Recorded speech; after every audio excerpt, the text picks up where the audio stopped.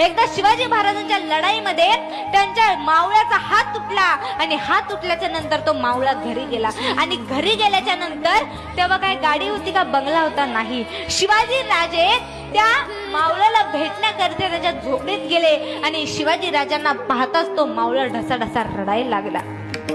राजा म्हणाले रडू नको, लवकर बरा होशील. तो मला राजा हात तुटला याचं दुःख नाही. मग राजा म्हणाले का रडतोयस? मग तो म्हणला राजा हात तुटला याचं दुःख नाही, पण आज रयतेचा राजा या गरीबाच्या झोपडीत आला, पण या तुटलेल्या हाताने राजाला मुजरा करता आला नाही. याच्यापेक्षा माझं दुर्दैव कुठलं असू शकतं? याला म्हणतात निष्ठा. मग म्हणावं की राजा तुम्ही जन्माला या. माझ्या राजा माझ्या शिव